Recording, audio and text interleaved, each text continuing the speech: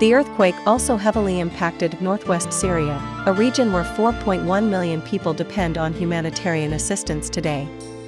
The majority are women and children.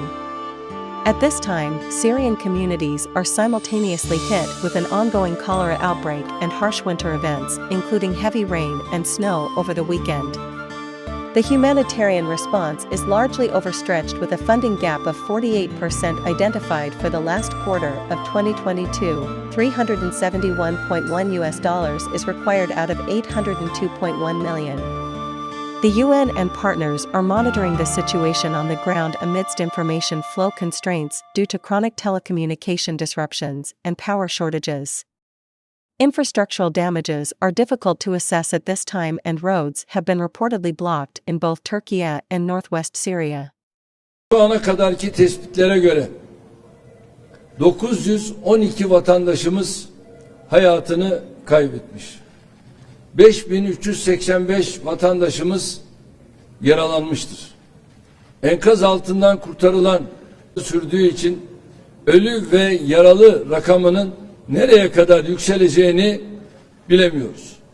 Temennimiz World's nations rush to help as death toll rises. Earthquake death toll is expected to rise as rescuers look for trapped people in the rubble of toppled buildings. Governments from Asia to Europe to the Middle East are preparing recovery teams and emergency supplies to save Turkey and Syria civilians. Spain. Defense Minister Margarita Robles said Spain was sending an A400 military plane with firefighters and equipment, along with an Airbus A330 with civil defense staff to work with rescuers. Iraq. Iraq said it would send civil defense teams to Turkey and Syria with emergency and relief supplies, food and fuel. Qatar. The government said it would start operating relief flights to Turkey on Monday to transport search and rescue teams to the affected zones along with vehicles, a field hospital, tents and other supplies, Qatar state news agency reported.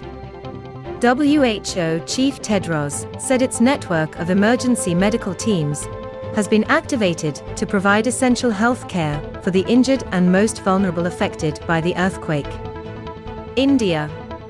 The government said 2 teams from India's National Disaster Response Force comprising 100 personnel with specially trained dog squads and equipment were ready to be flown to the disaster area for search and rescue operations. Medical teams were being readied and relief material was being sent in coordination with the Turkish authorities.